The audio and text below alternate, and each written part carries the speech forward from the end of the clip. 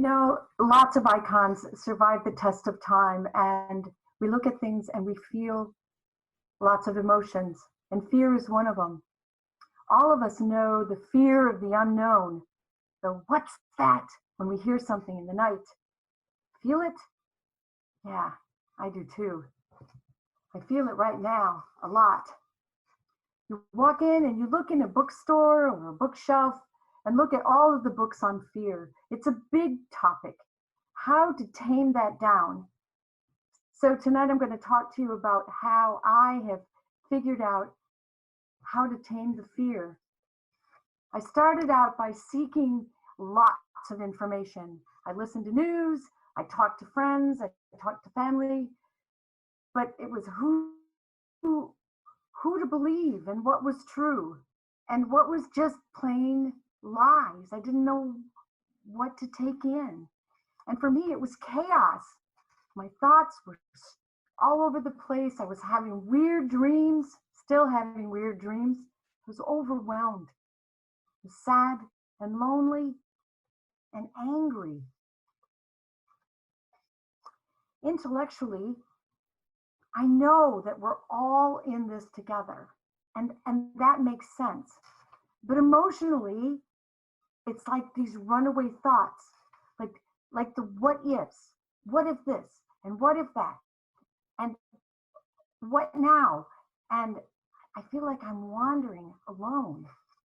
And my brain is catastrophizing, fixating on the worst case scenarios.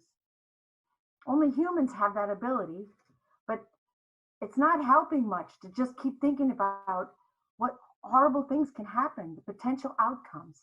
And I don't have any plans. What if that's all I can think about and I can't get to the plan? I feel helpless and hopeless. Like there's a light at the end of the tunnel, but fear is like stealing my confidence that I can get there, that feeling of joy and hope. Potential outcomes don't all have to be negative. We look at the unknown all the time. Like we go out and we buy a puppy and it can be positive. Like you can get a showstopper or you can get a crazy dog, and who can know? For years, we've laughed about the unknown comic.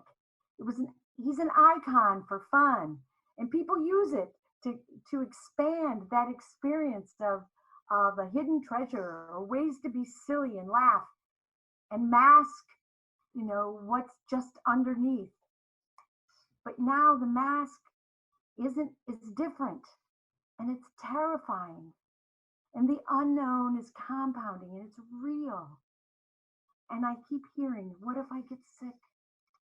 What if I die? What if I lose my job? What if I lose my house, my family?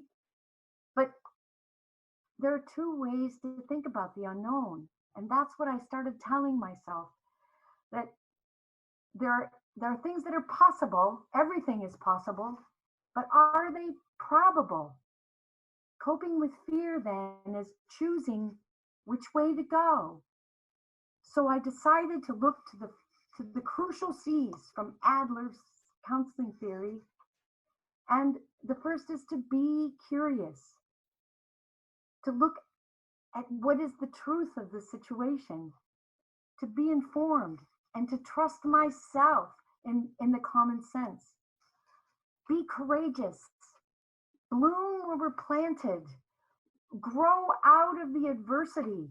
I know it sounds like a cliche, but brave people are afraid and they go ahead anyway. So I'm going to be one of those brave people. I'm going to find my way to calm. I have lots of skills. I have lots of abilities. I have lots of training, and I can use those to master this horrible scenario.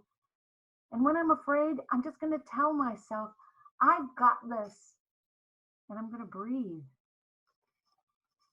The Dalai Lama said that compassion compared with meditation is just as regulating.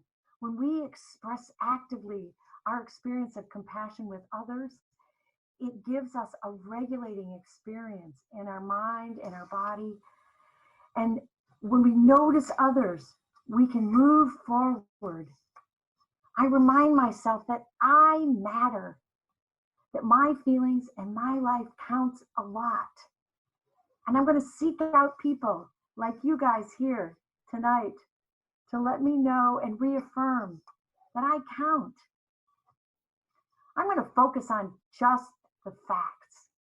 I'm going to accept that uncertainty is just part of living life fully. And so I'm going to trust that the big issues are handled. Thank you, Governor Whitmer. And I'm just going to handle the small stuff. I'm going to control what I can. I'm going to take small steps. I'm going to keep it really simple. And I'm going to look for the helpers. Mr. Rogers told us, when we're afraid, look for the helpers. They're always there. Fear lives in the future, but my brave, curious, and compassionate self is right here in the present.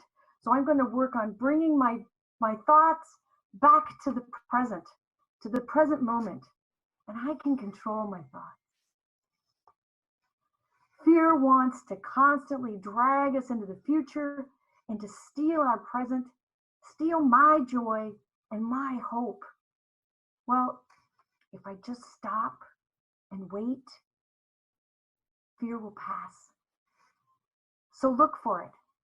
It's right there. You feel it? I do.